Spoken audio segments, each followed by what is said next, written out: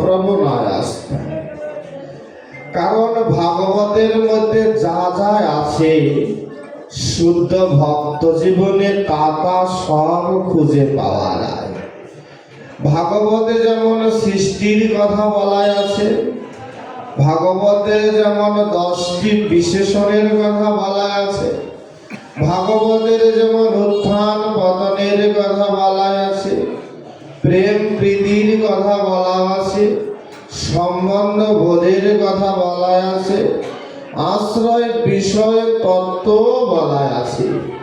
সর্বোপরি ভগবত ধামে প্রবেশ করে ভগবত চরণ সেবার কথাও বলা আছে। তদ্রূপ ভক্ত জীবনেও উত্থান পতনাদি, ভগবত কৃপা সম্পদ লাভাদি সব পাওয়া যেতে পারে। কারণ আমরা যা চাই তা কখনোই পাই না। আমরা যা চাই না তাই কিন্তু বেশি করে পাই। আমরা চাই অনাদিকাল অনন্তকাল অফুরন্ত সুখ আর শান্তি, কিন্তু কপালে জুটে না। চাই না দুঃখ, কিন্তু এমন কোন মানুষ নাই যার জীবনে দুঃখ নাই। সে বাংলাদেশের রাষ্ট্রপতি বলেন, ইন্ডিয়ার প্রাইম মিনিস্টারই বলেন, বিশ্বের সবচেয়ে ক্ষমতাশীল ব্যক্তি ডোনাল্ড ট্রাম্পই বলেন, গিয়ে দেখবেন কেউ সুখে নাই। ভাগবত এই কথাটি বলছে যে যার যতবারে তালা তার ততবারে জ্বালা। যার যত আছে তার দুঃখ তত বেশি আছে। তার মানে কেউ সুখে নাই। তাহলে সুখটা আসলে কোথায়? সুখ কি আমাদের জীবনে আসে না? বলছে আসে। ভাগবত বলছে আমাদের জীবনে সুখের অবস্থান কতটুকু জানেন? বলছে আকাশে মেঘে মেঘে ঘর্ষণে যে বিদ্যুতের চমক হয়, এই বিদ্যুতের চমক আমরা চোখে যতটুকু দেখতে পাই ঠিক ততটুকু সময় আমাদের জীবনে সুখের অবস্থা। কিন্তু আমাদের জীবনে কালো মেঘের সমাহার বেশি। আমরা দুঃখ পেয়ে খুব ক্লান্ত হয়ে যাই, কষ্ট অনুভব করি।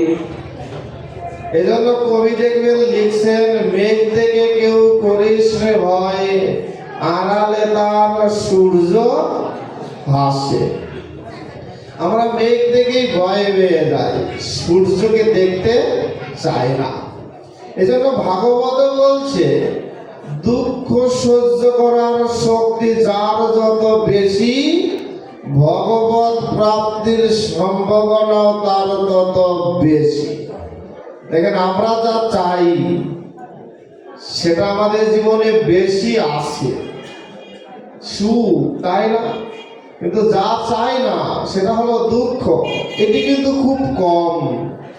আসলে আমাদের অজ্ঞতা বা মূর্খতা আমাদেরকে দেখিয়ে দিচ্ছে তোমার জীবনে সুখ নাই, দুঃখ বেশি। আসলে আমার যে ভালো কোনটা সেটা আমি বুঝি না। সুখ কোথায়? সুখ কি বাজারে কিনতে পাওয়া যায়? আপনাদের বাঙালিরা কোনো বাজারের দোকানে আছে কি সুখ কিনতে পাওয়া যায়? বলছে সুখ কোথায়? শাস্ত্র বলছে ভ্রমৈব সুখম নালবে সুখমস্তি। একমাত্র ভ্রমা অর্থাৎ পরম ব্রহ্মেই সুখ, নালবে সুখমস্তি, নতুবা সুখ কোথাও নেই। এই যে দেখুন আপনারা অনেকক্ষণ ধরে বসে আছেন, একটু হরিকথা আস্বাদন হবে, হরিনাম সংকীর্তন হবে, ভক্ত সঙ্গ পাবেন বলে। এখানে কি খাওয়া পড়ার অভাবে এসেছেন? এখানে কোনো প্রাপ্তি যোগের আশায় এসেছেন? এখান থেকে কি আজকে কি বলেছে যে এখানে কম্বল বিতরণ হবে তাই এসেছেন? এখানে বিশেষ কিছু দিবে তাই এসেছেন? আপনারা খবরও নেননি যে প্রসাদ আছে কি নাই, তাও প্রয়োজন মনে করেননি। এসেছেন কিসের জন্য জানেন? একটি অভাবে, একটি অভাব। কিসের অভাব? একটু হরিকথা শোনার প্রতি বেকুলতার জন্য। এটা হলো আত্মিক ক্ষুধা, দেহের ক্ষুধা নয়। এটি হলো আধ্যাত্ম জগতের তৃষ্ণা, এটা জড়জাগতিক তৃষ্ণা নয়। এটির অভাবে এসেছেন যে সাধুগুরু ভক্ত বৈষ্ণব সঙ্গে যদি আমি একটু ভগবানের কথা শ্রবণ মনন করতে পারি, তবে অন্তিমে অন্তত ভগবানের কাছে বলতে পারবো, ভগবান আমি একদিন হলেও তোমার সভায় বসেছিলাম। কারণ ভগবান কখন কোন বেশে কোন রূপে এসে দাঁড়ায় তা তো কেউ জানে না, কেউ জানার কোনো সুযোগও নেই। কারণ আমার ভগবান মৎস্য অবতারে মৎস্যরূপ ধারণ করেছিলেন না, কুম্ভ অবতারে কুম্ভরূপ নরসিংহ রূপ ধরেছেন না। দেখবেন আপনাদের এখানে মন্দির আছে বাবা লোকনাথ ব্রহ্মচারী। বারুদিতে যখন বাবা লোকনাথ ব্রহ্মচারী এক ভক্ত নিমন্ত্রণ করেছিলেন পিতার আদ্য শ্রাদ্ধের জন্য, বাবা লোকনাথ ব্রহ্মচারী গিয়েছিলেন, ভক্ত বুঝেনি। পরের দিন এসে বাবাকে বলছেন, বাবা তোমায় এত করে বললাম তুমি গেলে না, তুমি তো কথা দিয়েছিলে, তবে গেলে না কেন? বাবা লোকনাথ ব্রহ্মচারী যে বলেছিলেন আমি তো গিয়েছিলাম, তুমি তো আমায় তাড়িয়ে দিলে। বলছে কোথায়? তুমি গেলে আমি ওদের অপেক্ষায় ছিলাম, তুমি গেলে বাদ্যার্ঘ নিবেদন হতো, আদর সমাহার হতো, আর তোমাকে তাড়িয়ে দেওয়ার সাহস কোথায়? বলছে আমি তো, তুমি ভান্ডার ঘরে দাঁড়িয়েছিলে, আমি একটি কুকুর বেশি গিয়ে দাঁড়িয়েছিলাম, তুমি আমায় দূর দূর করে তাড়িয়ে দিলে। ভক্ত চরণে পরে বলছে, বাবা তোমার মহিমা জানা আমার কত মানুষের সাধ্য নাই। এই ভগবান কখন কোন রূপে এসে দাঁড়ায় তা বলার সাধ্য কার? দেখবেন গীতার মহাকাংশে ভগবান বলছে, যেখানে গীতার আলোচনা হয় সেখানে আমি নারদ আদি ব্যাসাদি সহ উপস্থিত হই। ভাগবত মহাত্মে বলা আছে, যেখানে ভাগবতী আলোচনা হয় আমি সেখানে শ্রীমতী রাধারানী সহ সখাসখী বৃন্দ হয়ে উপস্থিত হই। বলা হচ্ছে যেখানে ভক্তচরিত আলোচনা হয় দ্রব্য প্রহ্লাদ অম্বরীশ আদি সহ আমি উপস্থিত হই। তাই ভগবান এখানে আছে না? ভগবানের স্বরূপ তো জানি না, আমি অজ্ঞ, আমি মূর্খ, তাই আমি তার স্বরূপ বুঝেও বুঝি না। দেখবেন পরম গুরুদেব মহানন্দ ব্রহ্মচারী মহারাজ গীতাধ্যান গ্রন্থে কত সুন্দর সাবলীল করে কঠিন জিনিসকে সহজ করে তুলে দিয়েছেন আমাদের জন্য। শ্রী ভগবান বলছে, অর্জুন তোমাকে যে কথাগুলো বলছি এ কথা এর আগে সূর্য, ইক্ষাকু, মনুকেও বলছি, আজ আবার তোমায় রিপিট করছি। অর্জুন বলছে এই কথা বিশ্বাস করি না, তুমি এই কথা আগে বললে কিভাবে? কৃষ্ণ ভগবান বলছে, অর্জুন রে তোমার আমার জন্ম এক নয়, তোমার আমার জন্ম এক নয়। বলছে জন্ম কর্ম সবে দিব্যং জবেত্তি তত্ত্বতা। বলছে আমি জন্মগ্রহণ করি লীলা প্রকাশ করার জন্য, আর তুমি জন্মগ্রহণ করো কর্মবল ভোগ করার জন্য।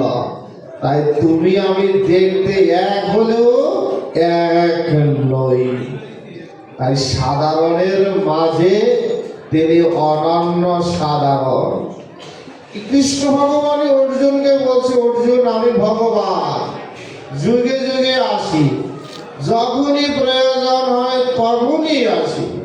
বলছে না যদা যদা হি ধর্মস্য গ্লানি, যখনই ধর্মের গ্লানি হয় বলছে তখনই আসি। অর্জুন বলছে তুমি যে ভগবান আমি বিশ্বাস করবো কিভাবে? আগে দেখাও তোমার রূপখানা, তবে বুঝবো। বলছে তোমার সর্বচক্ষু দ্বারা দেখানো যাবে না, তুমি আমার কাছে আসো, অন্তর্চক্ষু খুলে দেই, দিব্য দৃষ্টি দেই, তবে তুমি ভগবান স্বরূপে আমায় দেখতে পারবে। দেখবেন গীতার প্রথম অধ্যায়ে কৃষ্ণ ভগবানের একটিও কথা নেই, দ্বিতীয় অধ্যায়ে প্রথম কথা বলেছেন। যখন অর্জুন শ্রীকৃষ্ণ চরণে প্রণাম করে বলছেন আমি তোমার শিষ্যত্ব গ্রহণ করলাম, ভগবান বলছে তাহলে আমি এবার কথা বলতে পারি। আমাদের সিলিন্ডারশিপ যদি পারফেক্টলি না থাকে তাহলে ভগবতের কৃপা হবে কোথায়? এজন্য বলছে আগে কর্ষণ করো, তারপরে বর্ষণ হবে। হৃদয়টাকে যদি পিউরিটি যদি না তৈরি করতে পারি তাহলে ভগবতের কৃপাটা আসতে পারে না। আমি সারাদিন মালা জপ করছি, কীর্তন করছি, ভাগবত পাঠ কীর্তন শ্রবণ মনন চিন্তন করছি, কিন্তু মনের মধ্যে থেকে বিন্দুমাত্র অহংকার ত্যাগ করতে পারিনি, হিংসা বিদ্বেষ ত্যাগ করতে পারিনি, তাহলে ভগবানের কৃপা করবে কোথায়? এই জন্য চৈতন্য মহাপ্রভু বলছে সেটা দর্পণ মার্জনাম বাব মহাদাবাগ্নি নির্বাপনাম সেয় কৈরব চন্ডিকা বিতরণাম আনন্দম গতি বরদানাম। বলছে আগে চেতনাটা, আগে হৃদয়টাকে পরিষ্কার করো, তবে তুমি ভগবানের কৃপা পাবে। দেখবেন বলছে ভব মহাদাবাগ্নি নির্বাপনাম। এই যে দাবাগ্নি, দাবাগ্নি বলতে আগুন, তাই না? বলছে আমাদের হৃদয়ের ভিতরেও আগুন জ্বলছে, চিন্তারূপী আগুন, মননরূপী আগুন, সংসারের চিন্তা চেতনা জ্বালা যন্ত্রণা প্রতিনিয়ত চলছে না। বলছি এগুলো নির্বাপিত করবে কে? একমাত্র শ্রীহরি ভগবান ছাড়া এই ভিতরে ঢুকে কারো পক্ষে সমর্থ নাই এসবকে দাবাগ্নি দহন করা। এজন্য বলছে হরি শব্দের বহু অর্থ, দুই মুখ্য নাম, সর্ব অমঙ্গল হরে হরি, প্রেম দিয়া হরে মন। একমাত্র হরি, তিনি পারেন সমস্ত দুঃখ জ্বালা দূর করতে। তখনই হরি কৃপা করেন যখন আমরা হরি পুরুষের চরণে শরণাগত হই। তিনি তো অধীর অপেক্ষায় থাকেন কৃপা করার জন্য। দেখবেন বৃন্দাবন লীলায় দেবাঙ্গনা নামে এক গোপী ছিলেন। গোপী একদিন অনেকবার গোবিন্দকে ডেকেছিলেন। অনেকক্ষণ ডাকার পরে গোবিন্দ এসে দাঁড়ালেন। সেদিন দেবাঙ্গনা গোপী বলেছিল, গোবিন্দ তোমায় এত ডাকতে হয় কেন? এক ডাক দিলেই তো তুমি আসতে পারো।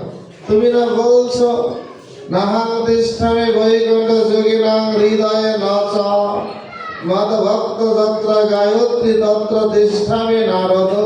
তুমি তো প্রতিশ্রুতিবদ্ধ, তাহলে এত ডাকতে হবে কেন? দেবাঙ্গনা গোপীকে উদ্দেশ্য করে সেদিন গোবিন্দ কি বলেছে জানেন?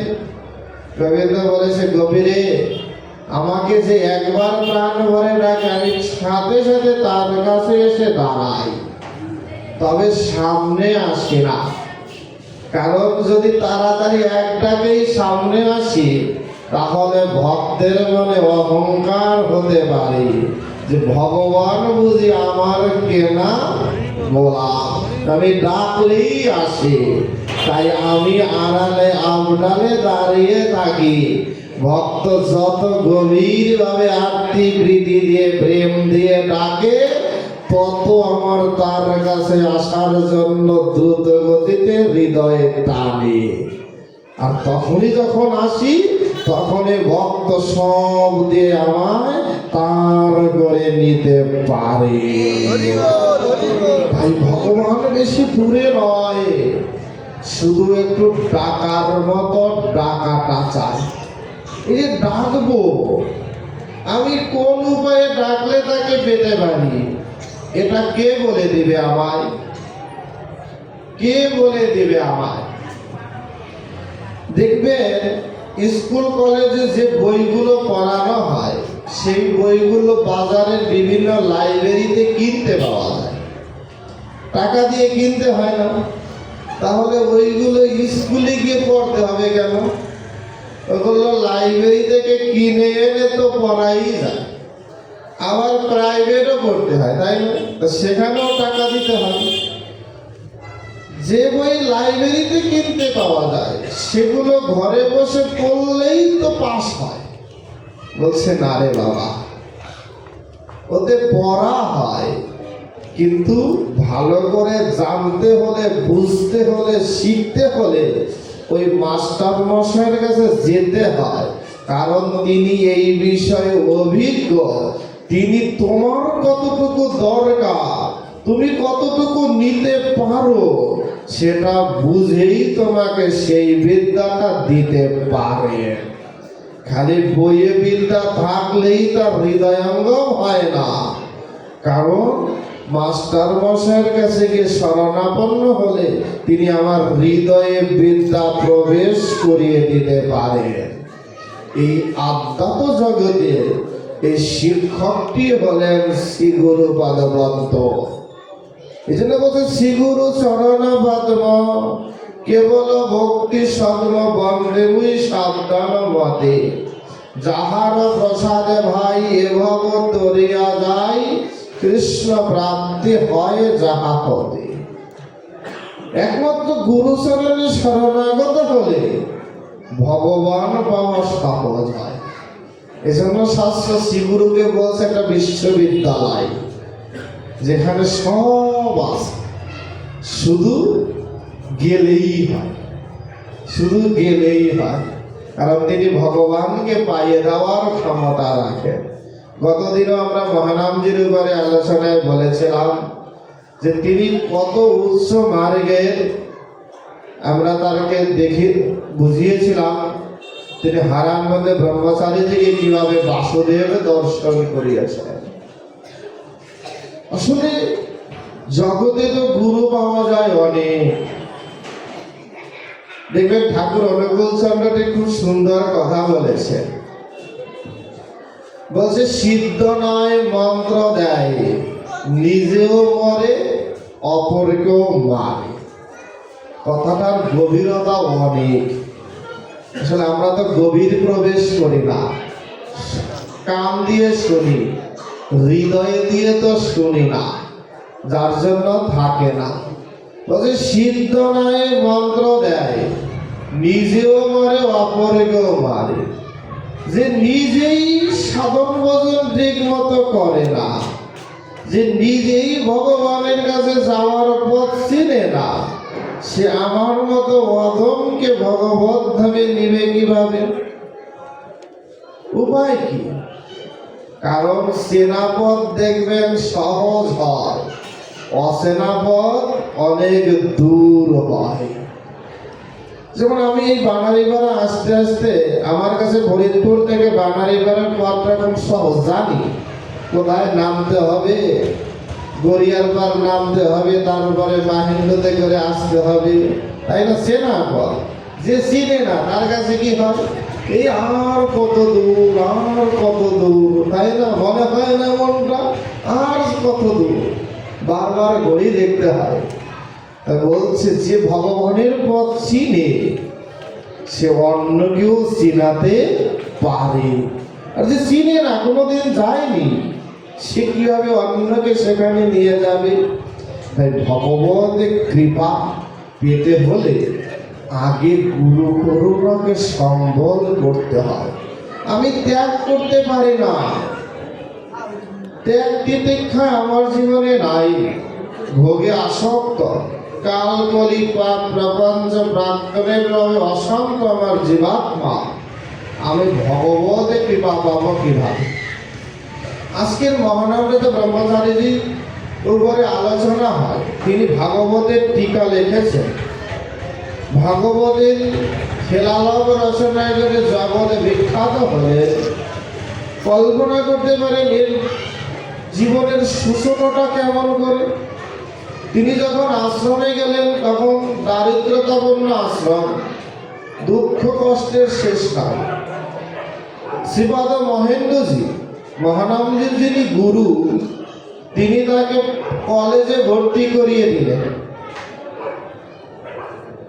সবাই জিজ্ঞেস করলেন সাধু মানুষের আবার পড়াশোনা কিছু। শ্রীপাদ মহেন্দ্রজি বলছে না, আধ্যাত্ম বিদ্যার সাথে সাথে পার্থিব বিদ্যারও দরকার। তাই আমি জগৎকে দেখাইব, জগতে দৃশ্যমান লক্ষ্মী সরস্বতী লক্ষ্মীর চরণ সেবা করে, আর আমি মহানামজিকে দেখাবো যে না, সরস্বতীর চরণ সেবা করে সাক্ষাৎ লক্ষ্মী। দেখবেন জগতের অর্থটা হলো এমন যে যার টাকা পয়সা আছে সে যদি মূর্খ হয় সবাই তাকে তেল মারে, কারণ টাকা আছে, ওর বিদ্যার দরকার হয় না। ওর পদ পদবি পাইতে হলে বিদ্যার দরকার হয় না, টাকা আছে তো, তাই না? এই জন্য বলছে এটা হলো লক্ষ্মী, বিদ্যা নাই। তাই সরস্বতী দেখবেন কত বিদ্যার মানুষও তাকে গিয়ে তো আজ করা লাগে। এটা হলো বর্তমান জগতের চিত্রপট। এজন্য বলছে আমি মহানন্দজিকে দেখিব না, সে সরস্বতীর বরপুত্র বিদ্যান হলে কত ধনী মানুষ, অর্থবিত্ত সম্পত্তিমান মানুষও তার শরণে এসে লুটোপুটি খাবে। জগতের ধন না দিতে পারলেও আধ্যাত্ম জগতের ধন সবাইকে বিকাইবে। এই মহানন্দজি যখন রাজেন্দ্র কলেজে ভর্তি হলেন, আমরা তো এখন কত সুন্দর করে কলেজে যাই, পড়াশোনা করি, কত আরাম আর আরাম। এই আরামই যত ব্যারামের কারণ, তাই না? কারণ আমরা ভগবান পেতে চাই কিন্তু ত্যাগ করতে চাই না। ভালো বিছানা, ভালো খাট পালঙ্ক চাই, আর দিন শেষে বলি ভগবান এই ছিল আমার কপালে। ভগবানের জন্য বিন্দুমাত্র ত্যাগ করার মানসিকতা হয় না, তো পেতে চাই ভগবান। মহানন্দজি দেখবেন একদিনের দৃষ্টান্ত বলি। মহানন্দজি চলছেন কলেজে, তার নিয়ম হলো কলেজে যাওয়ার সময় শুরুতে গুরু শ্রীপাদ মহেন্দ্রজিকে প্রণাম করে যেতে হবে। শ্রীপাদ মহেন্দ্রজিকে প্রণাম করতে গেলে শ্রীপাদ মহেন্দ্রজি বলছে মহারাম কোথায় যাও? বলছে কলেজে যাও। বলছে কলেজে যাও আজকে বন্ধ রাখো, রান্নাঘরে লোক নাই, প্রভুর সেবা হবে না। আজকের ভোগ ঘরে লোক নাই, সেবা হবে না, আগে রান্না করো তারপরে ক্লাস করো। মহানামজি আমার কোনো কথা বললেন না, গুরু বলছে। মহানামজি চলে গেলেন রান্না করে। পরের দিন কলেজে গেলেন, প্রিন্সিপাল জিজ্ঞেস করলেন মহারাম কাল কলেজে আসলে না যে? কাল তো পরীক্ষা ছিল, তুমি তো অ্যাটেন্ডও করলে না। বলছে আমার গুরুদেব বলছে রান্না করার লোক ছিল না, প্রভুর সেবা হবে না, তাই আমি কলেজ আসতে চেয়েছিলাম। গুরুদেব বলছে রান্না করতে হবে, ভোগ রান্না করেছি। প্রিন্সিপাল স্যার মহানামজিকে জড়িয়ে ধরে বলছে তুমি জগতের পরীক্ষায় পাস না করলেও তুমি গুরুর কৃপা সম্পদের পরীক্ষায় পাস করেছ। তুমি জগতের ধনে ধনী না হলেও প্রভুর কৃপা ধনে ধনী তুমি হবেই হবে। শুধু এতটুকু গুরু করো না, সেই মহানামজিকে কোথা থেকে কোথায় নিয়ে গেলে কল্পনা করা যায়? কল্পনা করা যায়। একটু গুরুদেবের চরণে শরণাগত। দেখবেন এই মহানামজি যখন বিশ্ব বিজয়ী হয়ে ফিরলেন, আমেরিকায় বিশ্ব ধর্ম সম্মেলনে ইন্টারন্যাশনাল সেক্রেটারি হয়ে ফিরলেন, তাকে রিসিভ করার জন্য ডিসি এসপিরা সবাই দাঁড়িয়েছিলেন ফুলমালা হাতে।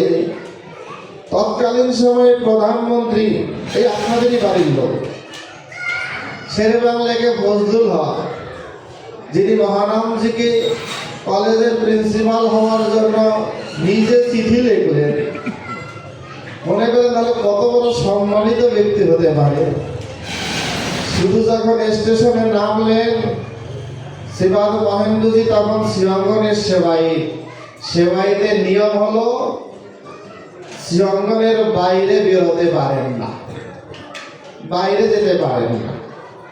কি করছেন শ্রীপাদ মহেন্দ্রজি আদেশ করলেন, মহানাম যদি আঙিনায় ঢুকতেই হয় তবে তাকে স্টেশন থেকে দণ্ডি কেটে কেটে আঙিনায় আসতে হবে। দণ্ডি কাটা বুঝি তো, হামাগুড়ি দিয়ে দিয়ে। ভাবা যায় সবাই ডিসিএসপিরা সবাই ছুটে আসলেন। মহেন্দ্রা মানে শ্রীপাদ মহেন্দ্রজিকে অনুরোধ করলেন, দাদা এমন আদেশ দিবেন না, এত বড় সম্মান নিয়ে এসেছে আমাদের গর্ব অহংকার মহানাম, তাকে বরণ করার জন্য কত মানুষ অধীর অপেক্ষায় রত, আর আপনি কিনা বলছেন দণ্ডি কেটে বড় অঙ্গে আঘাত লাগবে। যে এত কথা বললেন শ্রীপাদ মহেন্দ্রজি নির্বিকার চুপ হয়ে রইলেন। মহানামদাদা ব্রহ্মচারী বললেন, আমার গুরুদেব বলেছে পৃথিবী উল্টে যা, আমার সংবর্ধনা সম্মানের দরকার নাই, আমার মালার দরকার নাই, ফুল ছিটানোর দরকার নাই, আমার দরকার গুরুর আদেশ পালন করা। সেই দণ্ডি কেটে কেটে স্টেশন থেকে শ্রীঅঙ্গনে যখন আসলেন সারা শরীরে রক্তাক্ত হয়ে গেছে। মন্দিরের গেটে প্রবেশ করার সাথে সাথে মহানামকে জড়িয়ে ধরে শ্রীপাদ মহেন্দ্রজি বলে, মহানাম আমি যে মহানামকে পাঠিয়েছিলাম সেই মহানামই ফিরে এসেছে, এতে বিন্দু মাত্র কোনো দোষ স্পর্শ করেনি। আসলে এই যে গুরুর প্রতি সমর্পণ হলে ভগবান বাবা তার কাছে কিছুই না। আমরা আসলে ভালোভাবে তো নিতেই পারি না, গুরু কৃপাকে সম্বল করতে পারি না, গুরুকে চিনি না, গুরুকে চিনি না। গুরু সে গুরু বলতে সুন্দর অর্থ বলছে অন্ধকার, গুরু বলতে যিনি নাশ করে, যিনি আমার ভিতরের অন্ধকারকে নাশ করে দিতে পারে তিনি হলেন গুরু। তাই আমরা যদি মনে করি তিনি রক্ত মাংসের মানুষ তাহলে ভুল হবে। এই মহানামদাদা ব্রহ্মচারীজি কত হাজার হাজার মানুষের মাঝে ভাগবতীয় বার্তা প্রচার করে জগতের মাঝে ভাগবতীয় বন্যায় ভাসালেন, ভাগবতকে জীবন্ত করে জগতে প্রচার করলেন, ভাগবতময় জীবন গঠন করে দিলেন। কারণ শুধু ওই যে গুরু কৃপা আর প্রভুর অযাচিত করুণাকে সম্বল, তাই আর কোনো কিছুর দরকার হয় না। এটাকেই বলছে শাস্ত্র আত্মনিবেদন। ভগবত প্রীতি লাভ বা প্রেম লাভের ভক্তি লাভের সর্বশ্রেষ্ঠ উপায়। গীতায় দেখবেন 700 শ্লোক, তার মধ্যে সর্বশ্রেষ্ঠ শ্লোক বলা হয় অষ্টাদশ অধ্যায় 66 নম্বর শ্লোকতে। সেখানে বলা আছে সর্বধর্মান পরিত্যাজ্য মামেকং শরণং ব্রজ অহং তং সর্বপাপেভ্যো মোক্ষয়িষ্যামি মা শুচ। তুমি সর্বধর্ম কর্ম সব আমায় সমর্পণ করো, আমি তোমাকে সব রকমের কৃপা করব। এই ধর্ম বলতে বৌদ্ধ ধর্ম, খ্রিস্ট ধর্ম, ইহুদি ধর্ম নয়, হচ্ছে দেহের ধর্ম, মনের ধর্ম, চোখের ধর্ম। কারণ আমাদের দেহটাও তো 18টা অঙ্গ প্রত্যঙ্গে বিভক্ত, যেটাকে বাউলের ভাষায় বলে 18 রকাম। বলছে এখানেও তো কুরুক্ষেত্র যুদ্ধ চলছে, দেহের সাথে মনের যুদ্ধ চলছে। এখানে বিবেকের বাণী রূপে ভগবান কৃপা করে আমায় বারবার বলছে, তুমি ভগবৎ চরণে সমর্পিত হও তবে সুখ পাবে। সে নালবে সুখ মস্তি, নতুবা সুখ কেউ তোমায় দিবে না, কেউ তোমায় দিবে না। আমরা তো সবাই বড় হতে চাই, পেতে চাই ভগবানকে, কিন্তু আমাদের হৃদয়টাকে তো বড় করতে পারিনি। তাহলে আমরা ভগবানকে পাবো কিভাবে? আজকে পেতে চাই কাকে? সেই ভগবানকে যিনি অনন্ত কোটি বিশ্বব্রহ্মাণ্ডের অধিকর্তা। কল্পনা করতে পারেন তিনি কোথায় আর আমি কোথায়, তিনি কে আর আমি কে, এভাবে কল্পনাও করিনি। দেখবেন বলছে অনন্ত কোটি বিশ্বব্রহ্মাণ্ড, তার মধ্যে আমরা জানি একটা বিশ্বব্রহ্মাণ্ড। যারা পড়াশোনা করছেন তারা দেখবেন তার মধ্যে 9টি গ্রহ, তার মধ্যে একটি হলো পৃথিবী। এই পৃথিবীর 4 ভাগের 3 ভাগের জল, 1 ভাগে মাটি, এই 1 ভাগের আবার 8টা মহাদেশ। এর মধ্যে একটি হলো এশিয়া মহাদেশ, তার মধ্যে একটি দেশ হলো বাংলাদেশ, ছোট্ট একটি, তাই না? 1,47,570 বর্গ কিলোমিটারের ছোট্ট একটি বাংলাদেশ। তার মধ্যে 64টা জেলা, 8টা বিভাগ, তার মধ্যে একটা হলো বরিশাল, তার মধ্যে অনেকগুলো উপজেলা, তার মধ্যে একটা বানারীপাড়া, তার মধ্যে হরিসভা, তার মধ্যে আমি। কিন্তু পেতে চাই কাকে? ওই বিশাল ভগবানকে। কল্পনা করা যায়? তাকে ধরে রাখবো কোথায়? আমি নিমন্ত্রণ দিলাম একজনকে, নিমন্ত্রণ দিলাম, কিন্তু তাকে এনে আমার ঘরে বসানোর মতো জায়গা তৈরি করলাম না। তিনি যদি কোনোদিন আসেন তাহলে আমি বসতে দিব কোথায়? আমার ঘরে বসার মতো জায়গাও নেই, আমি বসতেটা দিব কোথায়?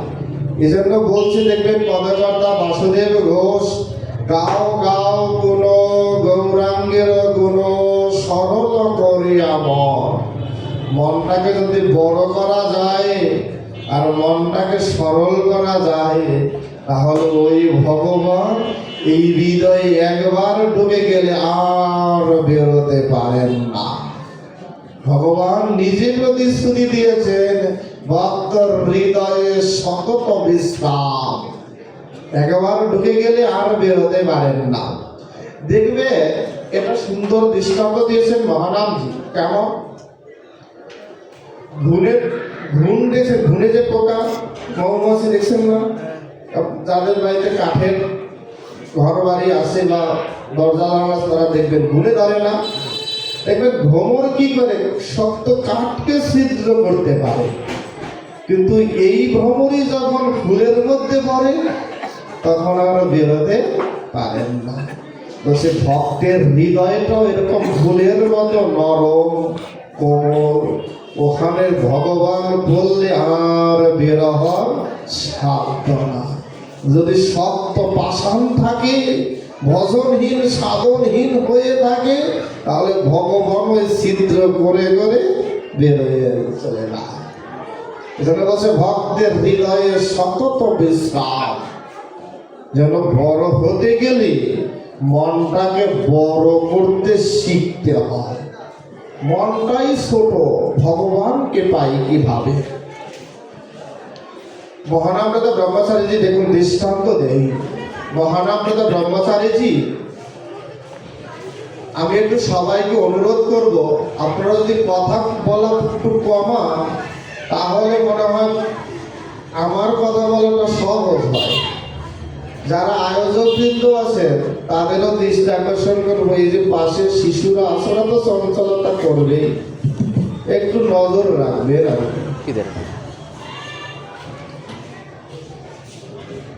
কারণ পাশেই রাস্তা, তারপরে সাউন্ড, এত বলে কথা বলাটা বারবার এলোমেলো হবে। মহানামদাতা ব্রহ্মচারীজি আছেন কলকাতা মহাউদ্ধারণ মঠে। এই মহাউদ্ধারণ মঠটা একটা ঐতিহাসিক, এটি একটি পতিতার বাড়ি। পতিতা তো বুঝি আমরা, পতিতার বাড়ি যাকে বাংলায় বলা হয় 12 বনিতা। প্রভু জগৎবন্ধু সুন্দর পতিতপাবন লীলাতে তিনি যাদের উদ্ধার করেছেন তাদের মধ্যে অন্যতম হলেন সুরত কুমারী। তৎকালীন সময়ে মাস্টার ডিগ্রি পাস, বিখ্যাত সুন্দরী। তিনি রাজরাজাদের সাথে বিভিন্ন সময় সেই ব্রিটেন যাকে বলে আমরা বিলেত সেখানে বারবার গতানুগতিক যাওয়া আসা, অনর্গল ইংরেজি বলতে পারতেন, কিন্তু ভাগ্যচক্রে তিনি হলেন বারবনিতা পতিতা। তারই বাড়িটি প্রভু বন্ধু সুন্দরের রজাসিত করুণায় তিনি দিয়েছিলেন প্রভুর নামে। সেই বাড়িতেই তৈরি হয়েছে মহা উদ্ধারণ মঠ। এই মঠেই ছিলেন মহানম্রত ব্রহ্মচারী মহারাজ।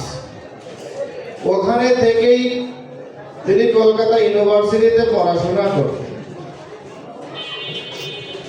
মহানম্রত ব্রহ্মচারী যে একদিন ইউনিভার্সিটিতে গেছেন, তিনি যে ঘরে থাকতেন তার সবসময় দেখভাল করার জন্য একজন সেবক ছিলেন, তার নাম হলো রামদাস। রামদাস দেখলেন মহানাম কলেজে গেছে, এই ফাঁকে কি করলেন, তার ঘরে ঢুকে বিছানাপত্রগুলো ঝাড়তে লাগলেন। তাই মহানাম সারাদিন শুধু পড়াশোনাই করে, নিজেরও যত্ন নেয় না, ঘরটারও যত্ন নেয় না। তাই ওই সব কিছু ঝেড়ে ঝুড়ে কাঁথা বালিশ তোষক যা ছিলেন সেগুলো রোদে দিতে গিয়ে দেখে তোষকের মধ্যে প্রচুর পরিমাণে সার পোকা দেখছেন তো? যাদের বাড়ি একবার হয়েছে তারা বুঝে এর যে কি কামড়, দেখাও যায় না সহজে, তাই না? ও কোথায় কোথায় লুকিয়ে তাকে বোঝাও যায় না, কোনোটা সাদা কোনোটা লাল এরকম হয় না, একেবারে একবার হলে একেবারে ছাইয়ে যায় সার পোকা। কি করছে, প্রচুর সার পোকা। রামদাস কিছু সার পোকাকে মারলেন। দুপুর বেলা গড়িয়ে যাচ্ছে, মহানাম ইউনিভার্সিটি থেকে ফিরলেন। ফিরে আসার পরে রামদাস বললেন, মহানাম তুমি রাতে ঘুমাও কিভাবে? বলছে, কেন দাদা? বলছে, যে বিছানায় ঘুমাও তোতে তো সার পোকায় ভরা। মহানামজি জিজ্ঞেস করলেন, দাদা তুমি কি সার পোকাগুলো মেরেছো নাকি? ভক্তবৃন্দ, আমি অনুরোধ করবো হৃদয় দিয়ে শুনবে, কত কিছু শেখার আছে আমাদের। মহানামজি বলছে, দাদা তুমি কি সার পোকাগুলো মেরেছো কি? বলছে, হ্যাঁ, যা যা সামনে পেয়েছি মেরেছি, একদিনে কি মারা যায়? আবার বলে দিব, আবার তখন মারবো। বলছে, রামদাস দাদা তুমি আমার বড় ক্ষতি করে ফেললে। বলছে, কেন ক্ষতি করলাম? ওগুলো থাকলে কি ঘুমানো যায়? ওই বিছানায় তোমার সারা রাত ধরে কামড়ায়, কষ্ট দেয় না? বলছে, দাদা রে তুমি কি ক্ষতি করলে তুমি জানলেও না। ওই সার পোকাগুলো ছিল বলেই আমি কলকাতা ইউনিভার্সিটি থেকে 2খানা মাস্টার ডিগ্রি পাস করেছি। আমি কৃতজ্ঞ সার পোকার কাছে। মহানামজিকে এমন উত্তর দিয়ে রামদাস বলছি, এটা কেন বললো ভাই? সার পোকা কিভাবে তোমায় কৃপা করে, তারা কিভাবে তোমার উপকার করলো? বলছে, দাদা রাতে পড়তে পড়তে যখন চোখ দুটা লেগে যায় তখন ওই বিছানাটা গাটা এলিয়ে দিই, আর ঠিক তখনই আমাকে আনন্দে মহল্লাসে সার পোকা কাপড় দেয়। সার পোকার জ্বালায় ঘুমাতে পারি না, তো তাই আবার উঠে পড়াশোনা করি। যতবার শুই ততবার সার পোকা কামড়ায়, আর ততবার উঠে পড়াশোনা করি। বলছে, সার পোকা আমায় ঘুমাতে দেয়নি, তাই আমি ওই ঘুমানো না রেখে আমি পড়াশোনা করেছি। তাই তো ইউনিভার্সিটি 2টা বিষয় master degree first class pass হয়েছি। তাই আমি কৃতজ্ঞ সার পোকার কাছে। এখন মানুষ কি বড় এমনি হয়, আর চিন্তা চেতনাটাও কত বড়। সার পোকাকে পর্যন্ত গুরুকরণ করলে, এটা আমরা পাই অবধূতের 24 জন গুরুর মধ্যেও।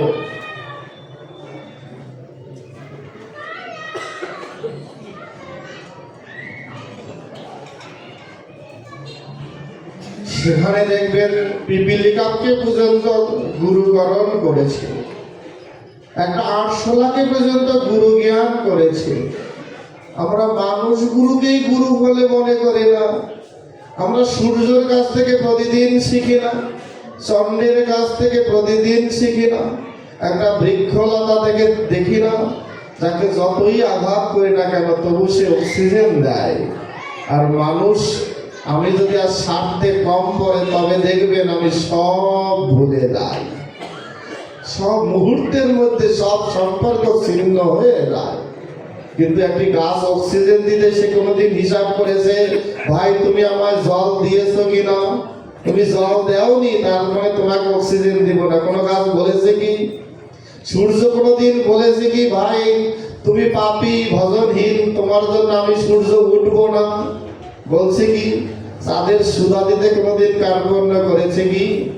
আর দেখবেন সাধারণ আমরা মানুষরা স্বার্থে পড়লে, স্বার্থে কম পড়লে সম্পর্ক মুহূর্তের মধ্যে পাল্টে যায়।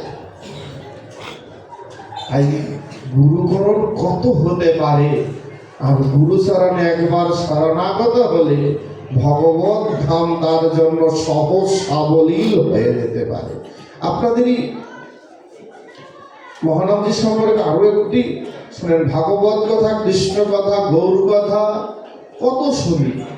আপনার বাড়ির যে জনের কথা বলি আজ, তার কথা খুব আলোচনা খুব কমই হয়, কারণ আমরা আসলে জানিও না যে মহানবজি কে। এ সম্পদ সারা দেশ বিদেশে বন্দিত নন্দিত হচ্ছে, দুর্ভাগ্য এই যে প্রদীপের তলার নিচেই অন্ধকার, আমরা নিজেরাই জানি না। আপনাদের কি কষ্ট হচ্ছে? কি কষ্ট হচ্ছে? কি ঘুমিয়ে যাচ্ছেন না তো? ক্লান্ত লাগছে? মনে হচ্ছে কেমন যেন একেবারে চুপ হয়ে গেছে। একে মন দিয়ে শুনতেছেন বলে ঠান্ডা, নাকি এমনিতে ঠান্ডা? বাইরের ঠান্ডাই কাবু করতে পারে সাময়িক, কিন্তু হরি কথা হৃদয়কে যদি কাবু না করে, ওপরে গিয়ে তো জগতের ঠান্ডা গরম নাই, তাই না? তাই মহানবজির কথা একটু বলে যায়। এই কালকের যখন মহানবজির সম্পর্কে বলতে দিবে তখন দেখবো সবার তাড়া লাগছে, তখন আর কেউ শুনবে না। তাই ভাবলাম পাঠের মধ্যেই গুরুর কথা বলে যায়, কারণ ভক্ত কথা, গুরু গোবিন্দের কথা শুনলেও তো আনন্দ। তো মহানবদ ব্রহ্মচারী দেখবেন গুরুচরণে শরণাগত হলে গুরু কি করে। উনি কলকাতা থেকে বাংলাদেশে আসেন, আসার পথে উনি আসবেন উনি বরিশালে ধর্মরক্ষিণীতে ওনার 7 দিনের পাঠ। প্রতিমধ্যে উনি খুলনায় দৌলতপুর আছে না, ওখানে এক ভক্ত বাড়িতে পাঠের আয়োজন, রাত্রিবেলা পাঠ।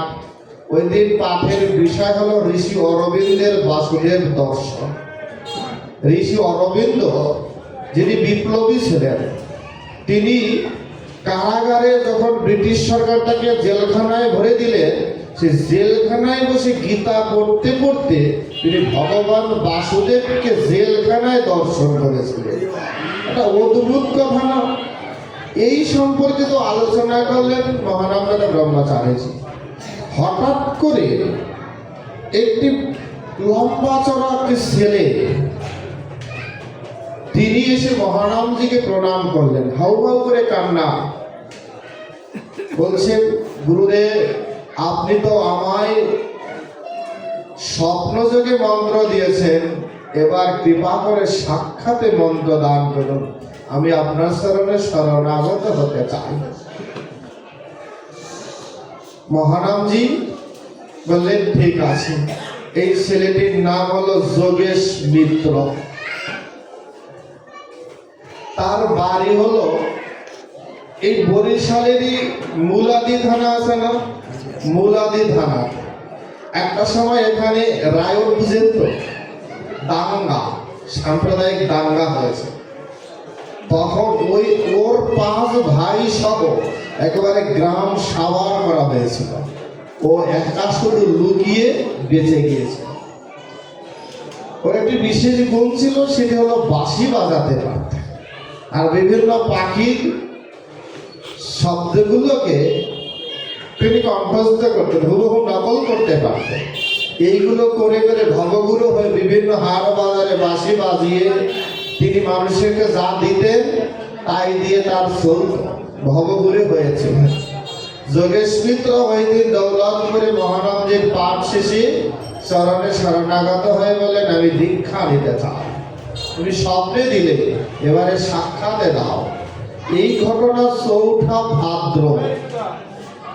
মহানামজি পরদিবসে তাকে দীক্ষা দিয়ে নিজের চরণে আশ্রয় দিলেন। মহানামজির সাথে করে তিনি ধর্মরক্ষিণীর পাঠে নিয়ে আসলেন। সেখান থেকে চলে যাবে সিলেটের শ্রীমঙ্গল চাঁদপুর হয়ে। টিকিট করে দিলেন, আপনারা হয়তো চিনবেন, পূর্বপুরুষের পরিচিত হবে, নিত্যানন্দ বণিক। তিনি হলেন টিকিট করে দিলেন। কি করছে জানেন? এই যোগেশ মিত্র চললেন মহানামজির সফর সঙ্গী হয়ে। মহানামজি পাঠ করতেছেন শ্রীমঙ্গলে চা বাগানে ভক্ত গৃহে থেকে কয়েক হাজার ভক্তের সমাগম। ঠিক 5ই আশ্বিন মানে 1 মাস পরের ঘটনা। চা বাগানে পাঠ। ওই দিন পাঠে প্রায় 3-4 হাজার ভক্তের বিশাল সমাবেশ। মহানামজি বেশাসনে আসলেন। যোগেশ মিত্র তার সফর সঙ্গী মহানামজির আসার আগেই নিজে মাথায় করে ভাগবতকে বেশাসনে এসে অধিষ্ঠান করলেন যোগেশ মিত্র। মহানামজি গুরু তাকে নিয়ে আসলেন হাতে ধরে, পাশে বসে বাতাস করলেন পাখা দিয়ে। মহানামজিকে মাল্য চন্দনাদিও করিয়ে দিলেন। মহানামজি পাঠ করলেন। পাঠান্তে মহানামজি তার প্রসাদী মালাটা যোগেশ মিত্রের হাতেই অর্পণ করলেন। যোগেশ মিত্র গুরু মহানামজির প্রসাদী মালাটা বাঁশির মধ্যে পেঁচিয়ে ওইখানে বসে, পাঠান্তে কীর্তন হয় না, ওই পাঠান্তে কীর্তনে 4-5 মিনিট ঠিক বাঁশি বাজাইলেন। বাঁশি বাজাইতে বাজাইতে যোগেশ মিত্র মৃত্যুর কোলে ঢলে বললেন। মহানামজি বেশাসনে 4-5 হাজার লোকের সমাবেশ, কীর্তনের মধ্যে তারই সন্তান তারই চোখের সামনে মৃত্যুর কোলে ঢলে বললেন। সবার মধ্যে হই হুল্লোড় হুলস্থুল লেগে গেলে। কোনো কোনো ডাক্তার চলে আসলেন, সবাই বলে দিলেন যোগেশ মিত্র বেঁচে নেই। মহানামজি নিঃশ্বাসন ছেড়ে গিয়ে যোগেশ মিত্রের কাছে গেলেন, ডাকলেন। ডাক্তারকে বলেন আবারও পরীক্ষা করতে। ডাক্তার বলেন না মহারাজ, বেঁচে নেই। মহানামজি যোগেশ মিত্রের শ্রীদেহখানাকে নিয়ে তিনি নিজেই চললেন শ্মশানে।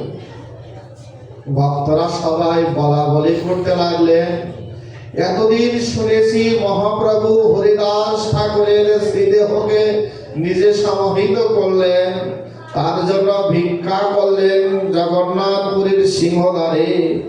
এ তো শোনা কথা, বইয়ের কথা। আজ যেন গুরু মহানামজির মধ্যে বাস্তব রূপে দেখতে পেলাম। মহানামজি যোগেশ মিত্রর শ্রীদেহখানা নিয়ে গিয়ে শ্মশানে আহুতি দিলে। দূরে বসে বুঝেন, গুরু তো বাবা পিতা, সন্তানের দেহটা অগ্নিতে আহুতি দিয়ে বাবা মহানামব্রত উচ্চ স্বরে বেদ মন্ত্র আর গীতার শ্লোক পাঠ করতে লাগলে। 12টায় অগ্নি সৎকার শুরু হলো, 5টার সময় শেষ হলো। মহানামজি এক চুলো নড়লেন না, অনর্গল বেদ মন্ত্র আর গীতার শ্লোক পাঠ করলেন। পাঠ শেষ করে মহানামজি বেদান্তের মন্ত্র দিয়ে অর্পিত ক্রিয়াদি সমাপন করে ফিরে আসলে। ওই সমাধির মধ্যে কি কি ঘটনা ঘটেছিলেন লিখেছেন জালকাঠির এক ভক্ত সুখদেব ডোমকে মহানামজি। কত সুন্দর গভীর মার্মিক একখানা চিঠি। বলছে, সুখদেব আর কারো কাছে মন কথা বলতে পারি না, তাই তোমাকে প্রাণের কথাটা জানাই। চিঠিতে লিখছেন, বলছে সুখদেব যতীন মিত্র আসলো, একটা মাস আমার সাথে ছিল, প্রাণ দিয়ে সেবা করলো, ব্রজের জন ব্রজে গেল। আমি কি পাঠাশনে বসা বেশাসনে ভূমিষ্ঠ আমারই চোখের সামনে আমারই সন্তান ভগবানের নাম করতে করতে চলে গেল। আমি সারাটা রাত ধরে গীতার মন্ত্র বেদ মন্ত্র পাঠ করলাম। আমি তার চিতাভস্যের মধ্যে তারই ব্যবহৃত 4-5 খানা বাঁশি আমি আহুতি দিলাম, আর শুধু শেষান্তে বলে দিলাম, হে ভক্ত, তুমি ব্রজের জন ছেলে চলে যাও আবার ব্রজে।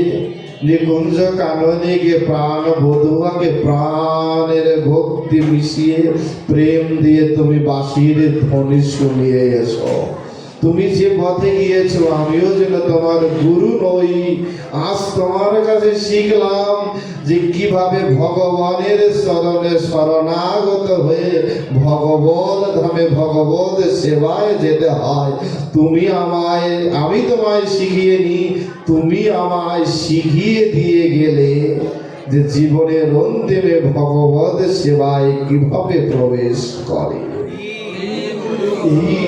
মহারামজি শ্রীঅঙ্গনে এসে পরবর্তী কয়েকদিন পরে যখন শ্রীঅঙ্গনে এসে নিজে কান্নাকাটি করে গড়াগড়ি দিতে লাগলেন, হায় রে প্রভু, যতীন মিত্র বারবার আমায় বলতো, গুরুদেব চলো না শ্রীঅঙ্গনে যাই, তোমার কাছে প্রভুর কথা শুনে কিন্তু প্রাণবধূ আর বদন তো দর্শন করে না, চলো না শ্রীঅঙ্গনে গিয়ে অন্তত ধামেশ্বর প্রভুর চরণ বদন দর্শন করি। আজ যতীন মিত্রকে শ্রীমঙ্গলের বাগান বাড়ির শ্মশানে রেখে আসলাম, কিন্তু আমি ঠিক শ্রীঅঙ্গনে আসলাম। তাই শ্রীঅঙ্গনের মন্দিরের নেম প্লেটে লিখে দিলেন, যোগেশ তুমি যাওনি, তুমি এখনো নিত্য ধামে নিত্য বাসি শুনিয়ে প্রাণ বোধবার আনন্দ বর্ধন করো, সাক্ষী মহানাম আমি হয়ে রইলাম। বলে গুরু, যিনি নিত্য লীলা দর্শন করিয়ে দেন, নিত্য ধামে প্রবেশ করিয়ে দিতে পারে। এই জন্য শাস্ত্র বলছে শিষ্যের কর্তব্য জপ ধ্যানে বসে গুরুকে স্মরণ করা। কিন্তু গুরুদেব যদি সাধন ভজনের বসে যদি একবার শিষ্যের কথা মনে করে, তবে ওই শিষ্যের আর ভজন করার প্রয়োজন হয় না, কারণ গুরু তার সব ভার বহন করে নেয়, আর সব কিছু বহন করে নেয়, আর ভজন করার প্রয়োজন হয় না। কারণ ভজনের সার্টিফিকেটটা তো দিবে গুরু, আর সেই গুরুই যদি প্রসন্ন হয়, তাহলে গোবিন্দ প্রসন্ন না হয়ে কোনো উপায় নেই।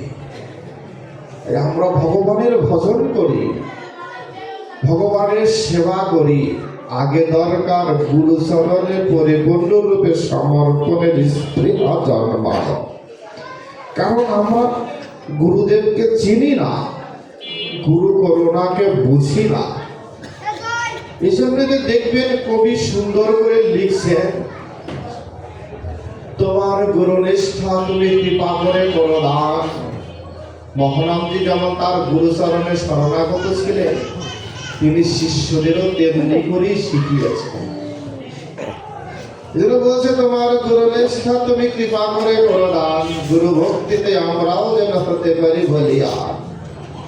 নিষ্ঠার সাথে সকল বাধা মুহূর্তে দাগ দূরে হতে পারি যেন তোমারই মতো তোমারই আশিস বলে। গুরুকে বলিও আমরা অভাগা ভজন সাধনহীন, আমাদের করি তার কৃপাধারা হয় না যেন গলিন। কৃষ্ণ গৌর বন্ধু ভজনে সদা যেন থাকে মতি, শেষের খেয়ায় আমরাও যেন গো পাই তোমাদের মতোই গতি। শেষের দিনে দূরে থেকো না গো গুরু আমাদের ভুলে, আমাদেরও সে পারের নৌকায় কৃপা করে নিও তুলে। যদি গুরু করোনা থাকে তবে পারের নৌকায় ওঠা বেশি কঠিন কাজ নয়। শ্রীমান মহানামজি গৌর সন্দর্ভ, গৌর গাথা, গৌরাঙ্গ লীলা মাধুরী, অদ্ভুত অদ্ভুত তার রচনা। তার মধ্যে থেকে একটি লীলাংশ বলে আলোচনার রেখাপাত করব। শ্রীমান মহাপ্রভুর লীলা দেখবে, তারই একজন লীলা পার্ষদ আছেন গৌরীদাস পণ্ডিত। মহাপ্রভু একদিন সবাইকে সব ইচ্ছা মতো বরদান করলেন। শ্রীমান মহাপ্রভু গৌরীদাসকে বললেন, তুমি কিছু চাইলে না? বলছে, আমি কিছু চাই না। আমি যা চাই তার আগেই তো সব যদি পেয়ে যায় তবে আমি চাইবো কেন? বলছে, গৌরীদাস, তোমার কি মনে আছে সেদিনের কথা, যেদিন তুমি গঙ্গার ঘাটে আমায় দেখেছিলে? বলছে, কবে? বলছে, তোমার মনে নেই? মনে করে দেখো। গৌরীদাস পণ্ডিতের মনে পড়ল। তিনি গঙ্গার ওপারে ছিলেন শাস্ত্রী, দুর্বৃত্তদের হানা দিয়েছিলেন তার পরিবারে, বিধর্মীদের অত্যাচারে অধিষ্ঠিত হয়ে গিয়েছিলেন। সমস্ত কিছু পরিত্যাগ করে এক কাপড়ে গৌরীদাস পণ্ডিত তার স্ত্রীকে হাতে ধরে ছুটে আসলেন নবদ্বীপ অভিমুখে। পিছনে তার দুর্বৃত্তের হানা, সামনে তার গঙ্গা প্রবাহমান। গঙ্গার তীরে এসে যখন দাঁড়ালেন, দেখলেন পারে কোনো নৌকা নেই। উপায়হীন হয়ে গৌরীদাস পণ্ডিত সেদিন গঙ্গার অভিমুখে দাঁড়িয়ে বলেছিলেন যে, হে গঙ্গা, তুমি পুত পবিত্রা, তোমাকে অবগাহন করলে জীবের সব পাপ দূর হয়।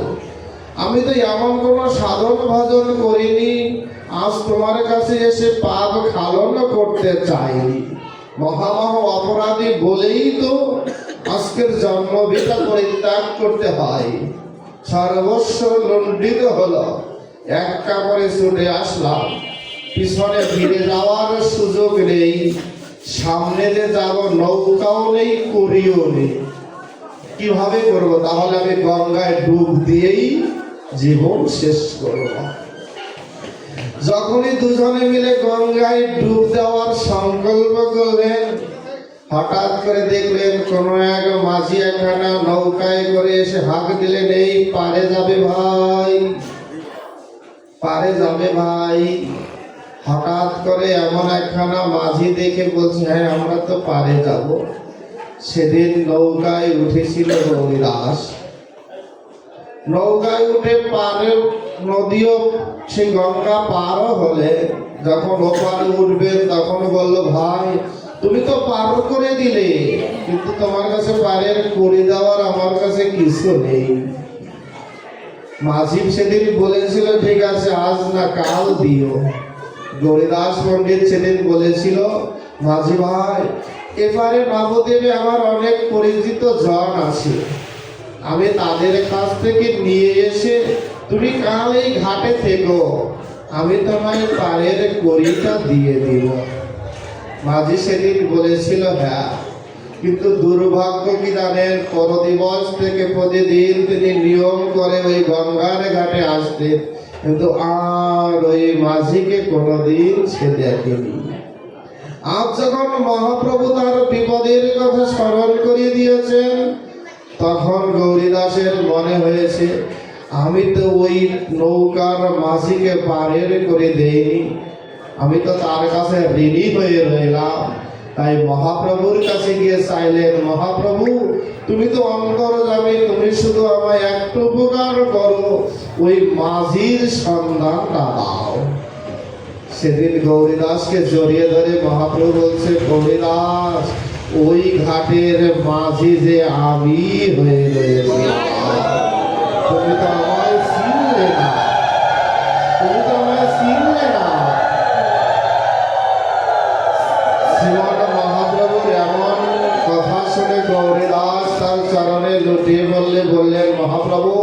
সেদিন তো আমি পারের করে দিতে পারিনি, পারের করে দিতে পারিনি, আজ আমি দিতে চাই।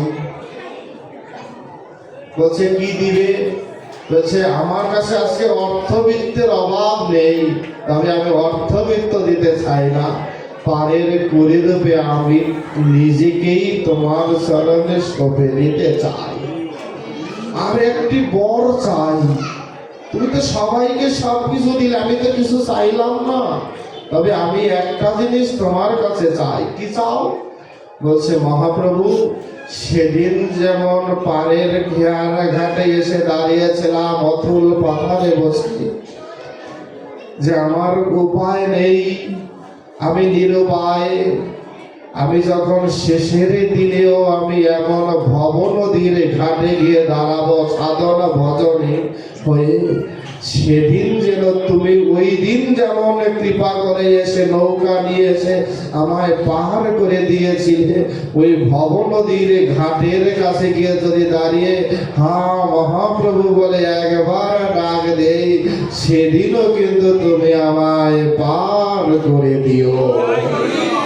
ওই দিন যেমন করিবিনে পার করে দিয়েছিল, শেষের দিনেও ভজন সাধনহীন যদি হইও আমি, তবে সেদিন কিন্তু করি চাইও না, কারণ আমার কাছে তোমাকে দেওয়ার মতো কিছুই সেদিন থাকবে না।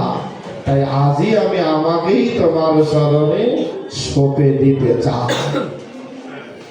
আসলে গুরু গোবিন্দের কাছে কি দিতে হয়, কি চাইতে হয়, তাই তো আমরা জানি না। শুধু জনজাগতিক চাওয়া চাই, দেহের জন্য চাই, মনের জন্য তো চাই না, মনের জন্য তো চাই না। বৃন্দাবন ছেড়ে সিদ্ধ মহাত্মা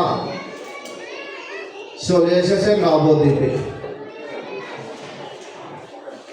সেবক তার শিষ্যকে একদিন ডেকে বলছে, বাবাজি মহারাজ বলছে, শিষ্যরে, শিষ্য আমি চলে যাব, আর থাকবো না, তবে তুমি তো কোনোদিনই কোনো কিছু চাওনি, আর চাও, যা চাইবে তাই দিল। তুমি যদি চাও এই মন্দিরের মহন্ত পদে অধিষ্ঠিত করব, সব দিতে পারি। শিষ্য বলছে, তুমি দিবে আমায়? তাহলে আমার মাথায় হাত দাও, হাত দিয়ে প্রতিজ্ঞা করো, আমি যা চাইবো তাই দিবে। বলছে, তোর কি আমার প্রতি বিশ্বাস নেই? বলছে, বিশ্বাস আছে, তবু প্রতিজ্ঞা করো। গুরুদেব মাথায় হাত দিয়ে প্রতিজ্ঞা করলেন। শিষ্য বলেন, আমি যা চাই তাই দিবে। কি চাই? বলছে, গুরুদেব একটা জিনিসই চাই, আমি দেখেছি তুমি ভজনে বসে হা নিতাই হা গৌর বলে যেভাবে কাঁদো, আমি তোমার কাছে একটাই চাই, আমিও যেন ভজনে বসে হা নিতাই হা গৌর বলে কাঁদতে পারি, আর কিছু চাই না।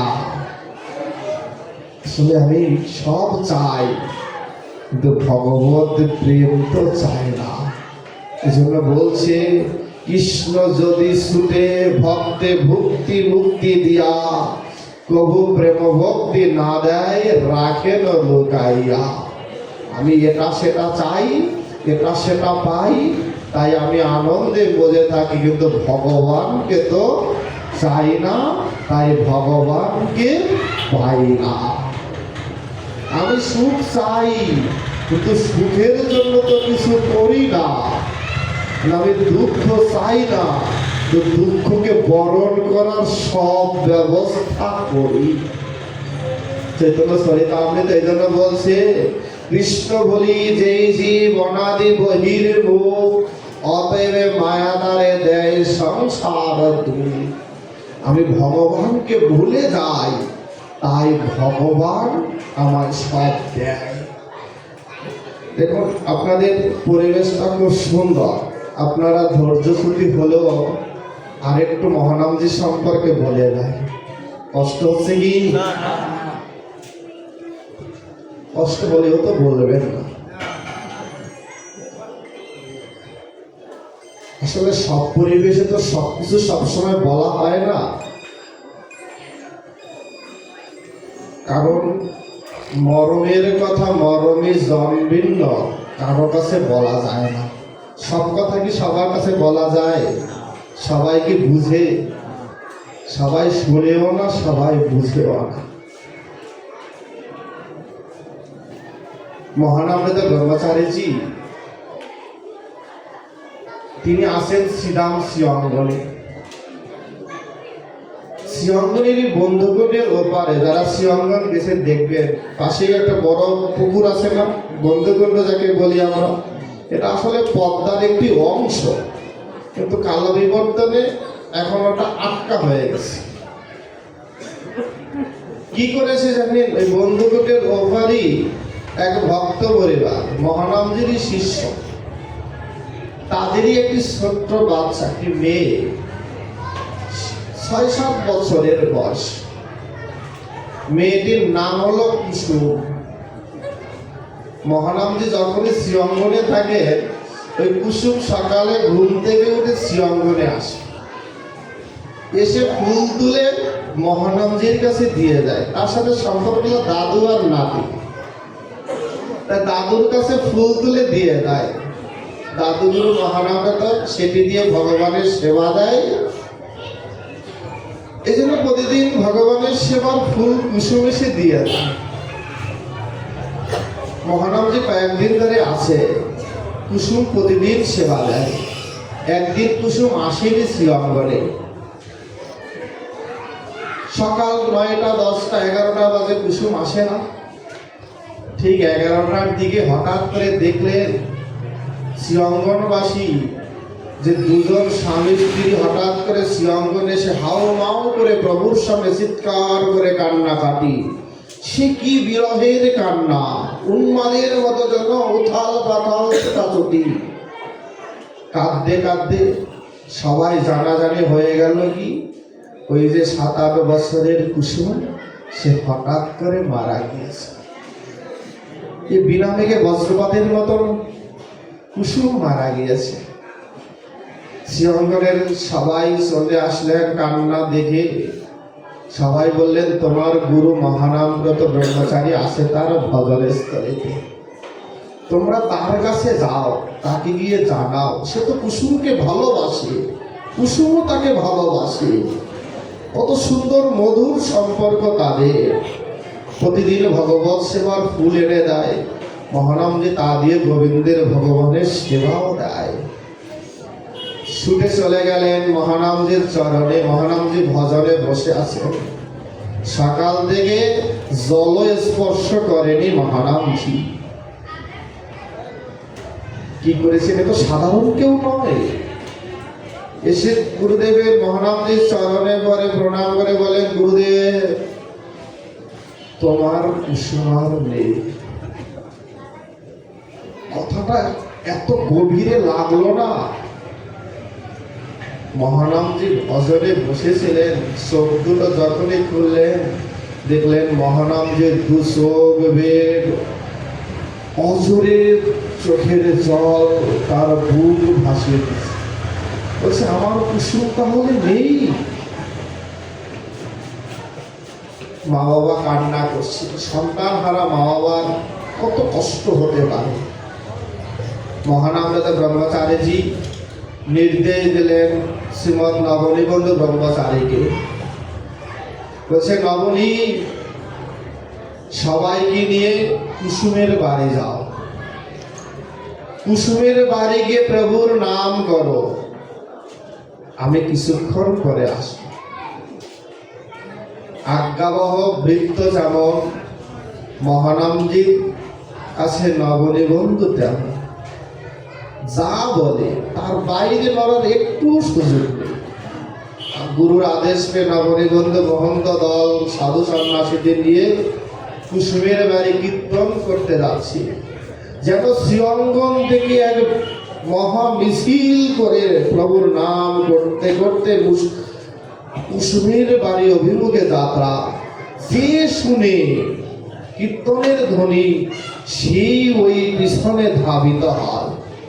সে বিশাল রেলি, মনে হয় যেন বিশাল বড় মহাসমাবেশ। সবাই শ্রীঅঙ্গন ফাঁকা, প্রভু ছাড়া আর কেউ নেই। সবাই কুসুমের বাড়ি, জায়গা নেই, একটা পাতা পড়ার জায়গা পর্যন্ত নেই, রাস্তাঘাট সব ব্লক হয়ে গেলে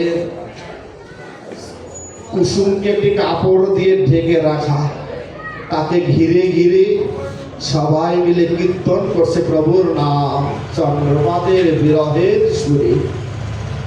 মহানামজি প্রায় 1 ঘন্টা পরে শ্রীঅঙ্গন থেকে একা খালি পায়ে হেঁটে হেঁটে কুসুমের বাড়ি গেলেন। কুসুমের বাড়ি গেলেন, প্রভুর চরণের তুলসী আর চরণামৃত, সবাই তো কীর্তন করছে। মহানামজি ঘরে ঢুকতে ঢুকতে বলছো, কুসুম ওই আজ যে আমায় পূজার ফুল দিলে না, তবে কি আমার প্রভুর সেবা হবে না? মহানামজি ডাকতে ডাকতে ঘরে ঢুকলেন, সবাই অবাক হয়ে গেলেন।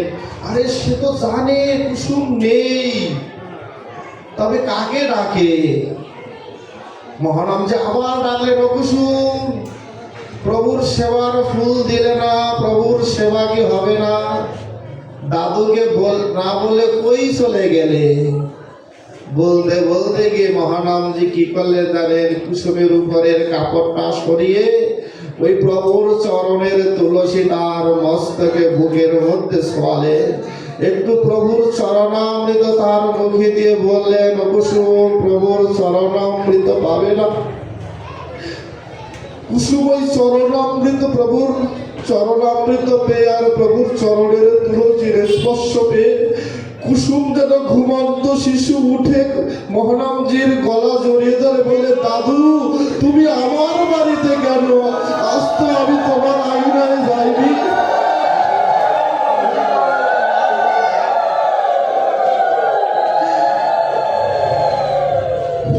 সবাই কীর্তন বন্ধ করে দাদু নাদির হেন দৃশ্য দেখে সবাই অবাক হয়ে গেলেন। হায় হায়, এ কিভাবে সম্ভব? কুসুম মারা গেছে সেই সকালবেলা, যার অন্ত্যেষ্টিক্রিয়ার সব আয়োজন সম্পন্ন, আর শুধু প্রভুর একটু চরণের তুলসী আর তার একটু চরণামৃত পেয়ে মরা মানুষ জেগে উঠল।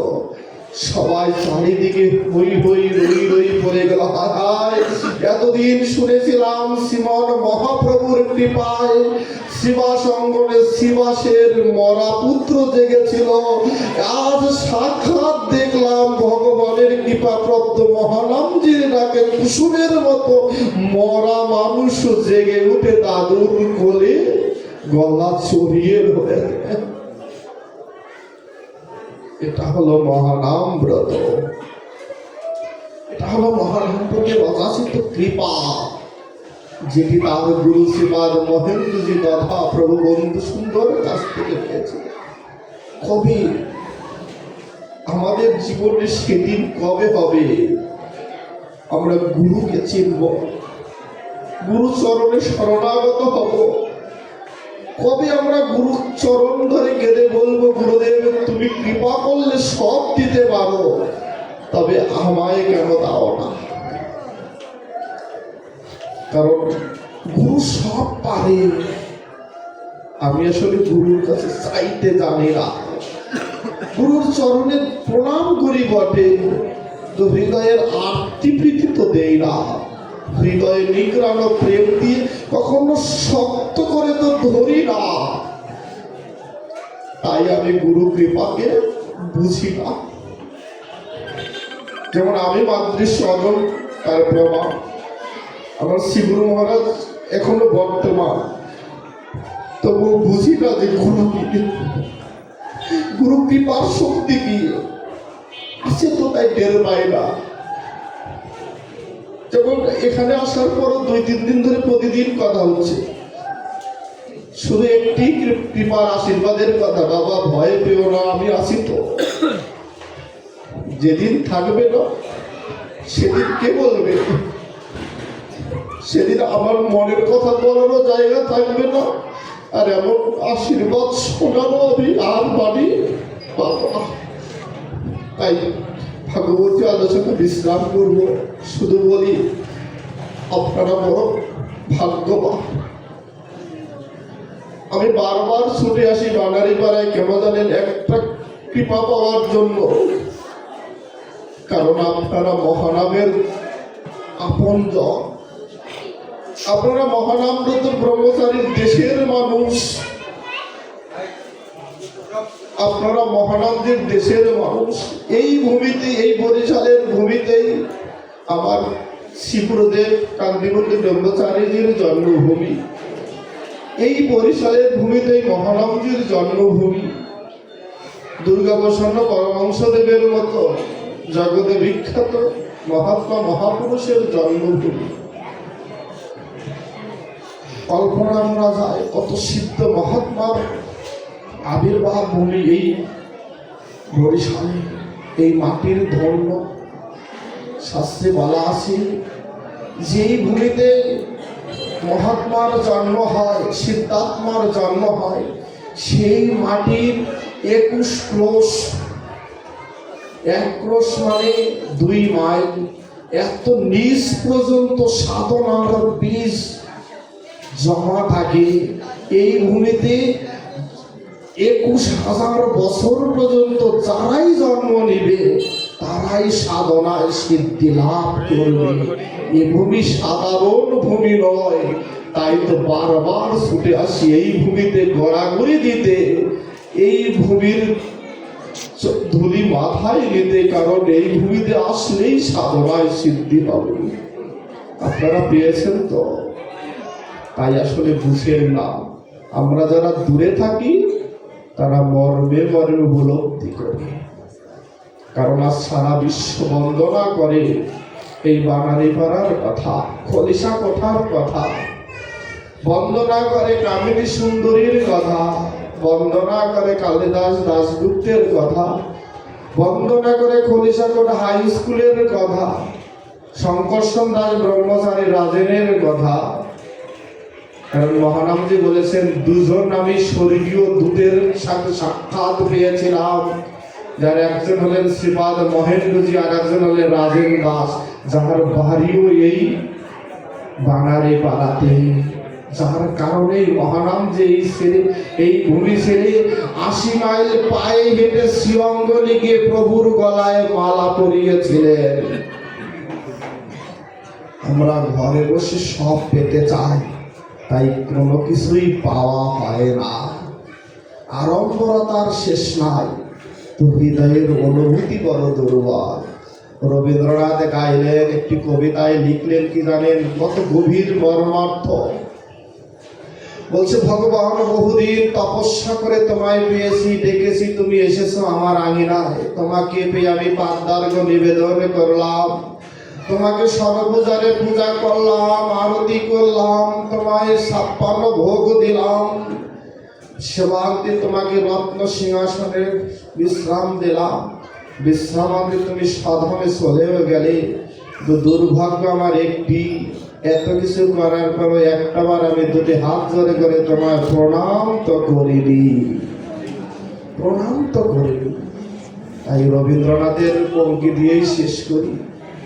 বলছে, আমার মাথা নত করে দাও হে তোমার চরণ ধুলার তলে, সকল অহংকার হে আমার ডুবাও চোখের জলে।